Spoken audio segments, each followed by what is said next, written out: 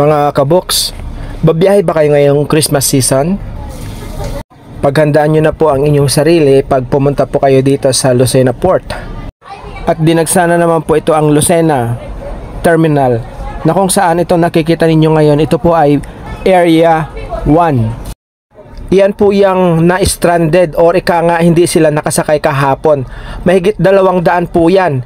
Punong-puno po ito ang terminal at sa labas. Kahapon ay December 17, 2023. Kaya ngayon kung uuwi po kayo, ay paghandaan nyo po at sana maaga po kayo dito para makakuha po kayo ng ticket. At hindi po nagpapareserve sila na aalis kayo bukas.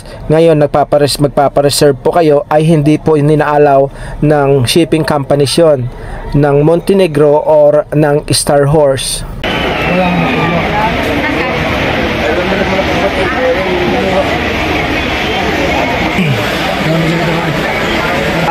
May na-stranded na dito?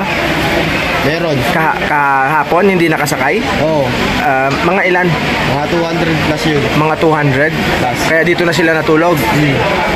Hello.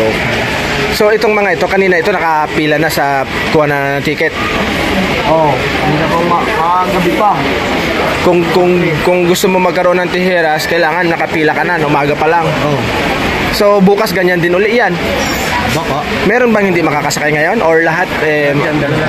Dala na lahat yan, boss. Dala na lahat, gawa ng sa 11 at saka nandyan ang Diana. Okay. Mga kaboks, makakasakay po ito lahat ngayon. Gawa po sa Star Horse 11 at sa Montenegro Diana. At bukas naman ay Star Horse 10. At ang Montenegro naman ay yung Binibining Batangas, na kung saan ay hindi po nagsasakay ng passengers yun. Yun po ay tinatawag nating dangerous cargos. Yun lang po ang karga nun at hindi po sila nagpapakarga ng mga pasahero.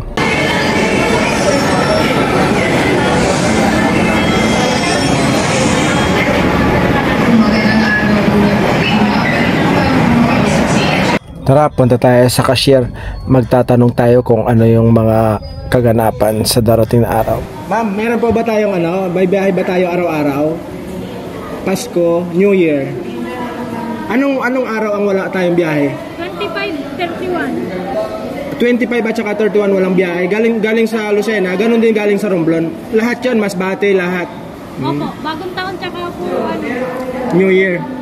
Ganun din yung Montenegro, wala din sila. Salamat.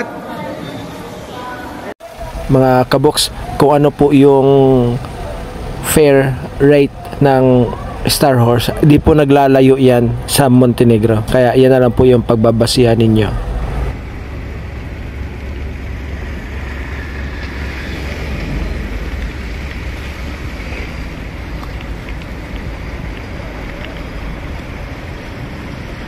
Mga kaboks, ipapakita ko po sa inyo, ito yung park and sale nila. Safe na safe po ito ang area na ito, na kung saan yung inyong mga sasakyan ay dito ipapark kapag kayo ay uuwi ng probinsya at hindi nyo dadalhin. 134 po ito per day ang bayad dito at sabi ko nga, safe na safe po ito at nasa tapat po mismo ito ng Philippine Coast Guard.